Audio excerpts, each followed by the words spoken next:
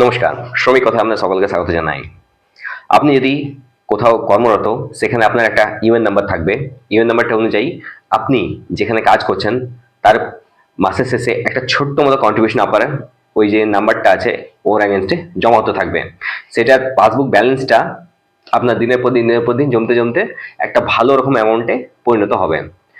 হঠাৎ যদি কোনো কারণবশত আপনার টেন্ডারটা টার্মিনেট হয়ে যায় বা হঠাৎ চেঞ্জ হয়ে যায়, ওই পরিস্থিতিতে যে পুরনো অ্যাকাউন্টে যে আপনার টাকাটা জমা হচ্ছে এতদিন ধরে, সেই একটা নতুন অ্যাকাউন্টে কিভাবে ট্রান্সফার করবেন সেটা আমি আপনাকে এই ভিডিওর মাধ্যমে দেখাবো।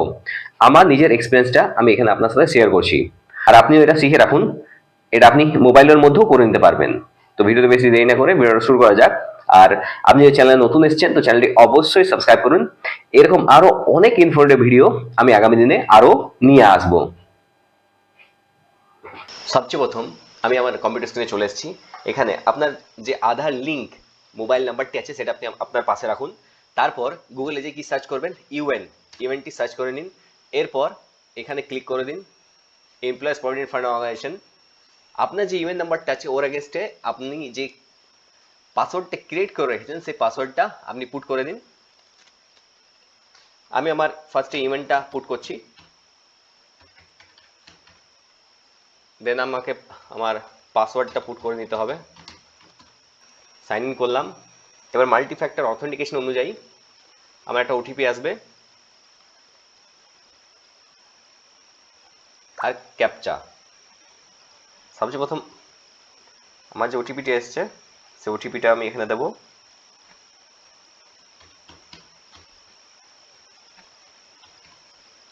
তারপর আমি ক্যাপচাটা এখানে পুট করে দেবো।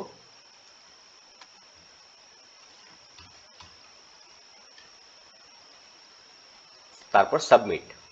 এরপর আমার পেজটি ওপেন হয়ে যাবে।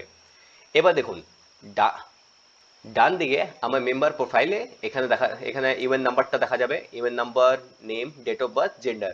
তো একটা জিনিস মনে রাখবেন, এই সব কটা যেন আপনার ঠিকঠাক ভাবে থাকে সেটার দিকে আপনি নজরটা দেবেন, কখন যেন এটা ভুলভাল না হয়।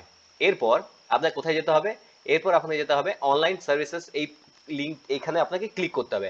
অনলাইন সার্ভিসেস এর নিচে দেখুন ক্লেম ফর্ম 31, 19, 10C, 10D। এটা হচ্ছে ইপিএফ, এটা হচ্ছে পিএফ এর কিছু 4 রকমের ফর্ম যেটা থেকে আপনি পিএফ অ্যাডভান্স নিতে পারেন। তারপর পিএফ এর পিএফ ওঠাতে পারেন, পেনশন ওঠাতে পারেন, তারপর স্কিম সার্টিফিকেট নিতে পারেন।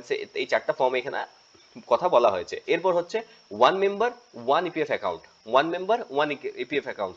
একটা মেম্বারের একটাই ইপিএফ অ্যাকাউন্ট থাকবে, তার যে কোম্পানি চেঞ্জ হতে থাকবে।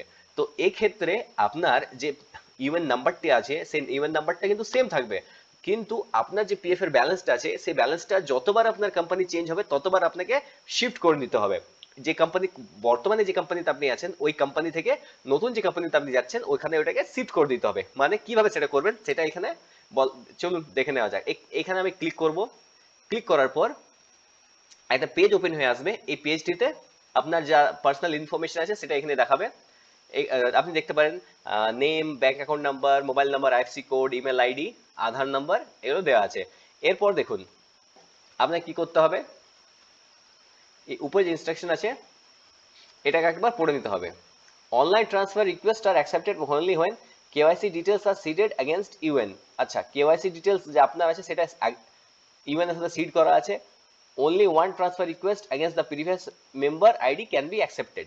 শুধুমাত্র একটাই ট্রান্সফার আপনার অ্যাকসেপ্ট করা হবে যে সময়টাতে আপনার কোম্পানি থেকে আপনাকে এক্সিট করা হচ্ছে। if previous present exempted trust bank account and IFS code are available। আচ্ছা, প্রিভিয়াস আর প্রেজেন্টের ব্যাংক অ্যাকাউন্ট নাম্বার থাকা অবশ্যই জরুরি। Please ensure that the personal information shown below is correct before proceeding with claim submission. আপনাকে এটা অবশ্যই যে দেখে নিতে হবে কি আপনার যে পার্সোনাল ইনফরমেশন গুলো আছে সেগুলো সঠিক কিনা। যদি এটা সঠিক না হয় তো আপনার ক্লেমটি রিজেক্ট হতে পারে। আচ্ছা, যেহেতু এখানে present employer has not made in payment in PF account, সেই জন্য এখানে এটা আমি পুরোটা দেখাতে পারছি না আমার আইডি দিয়ে।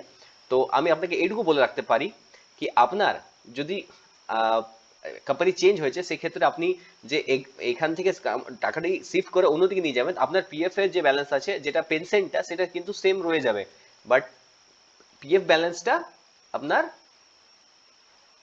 চলে আসবে, তারপর আপনাকে পেনশনটাকেও আসবে। তো আপনাকে কি করতে হবে, আপনাকে ওটাকে যখন অ্যাটেস্টেশন থ্রু, আপনি যখন অ্যাটেস্টেশন থ্রু যে ফর্মটা আছে সেই ফর্মটা আপনি পুরোনো কোম্পানি থেকেও করাতে পারেন, আবার নতুন কোম্পানি থেকেও করাতে পারেন। যদি আপনি পুরোনো কোম্পানি থেকে করাচ্ছেন তাহলে আপনি আপনার এমপ্লয়ারকে বলবেন কি আমার এই, আমি এটা ক্লেম করছি, আপনি যেন এখানে অ্যাপ্রুভালটা দিয়ে দেবেন। আমি ক্লেম করছি, আপনি অ্যাপ্রুভালটা এখান থেকে দিয়ে দেন। আর যদি অ্যাপ্রুভালটা আপনার পুরনো এমপ্লয়ার যদি কোনো কারণবশত না করতে পারে, কিংবা তাদের যদি ডিজিটাল সাইনটা না থাকে, ডিএসসি সাইন যেটা হয় সেটা যদি না থাকে, তো ক্ষেত্রে ওই কোম্পানি আপনার এই অ্যাপ্রুভাল দিতে পারবে না, এই অ্যাপ্রুভাল দিতে সরাসরি পারবে না। ও তো সেই ক্ষেত্রে কি হয়, সেই ক্ষেত্রে আপনার প্রেজেন্ট যে এমপ্লয়ার আছে ওনাকে বলুন কি আমি আপনার কোম্পানিতে আসছি, সে কারণে আপনি অ্যাপ্রুভালটা দিয়ে দিন, তাহলে আমি আপনার কোম্পানিতে সঙ্গে সঙ্গে আমি অ্যাড হয়ে যেতে পারবো। তারপর আপনার একটা আধার লিঙ্ক যে মোবাইল নাম্বার একটা ওটিপি আসবে, সেই ওটিপিটা সাবমিট করে দিন, আপনার 2 সপ্তাহের ভিতরে এইটা হয়ে যাবে। যদি ভিডিওটা ভালো লাগে থাকে তো ভিডিওটা অবশ্যই একটি লাইক করবেন, সাথে সাথে চ্যানেলটি সাবস্ক্রাইব করুন এরকম ভিডিও পেতে গেলে। ধন্যবাদ।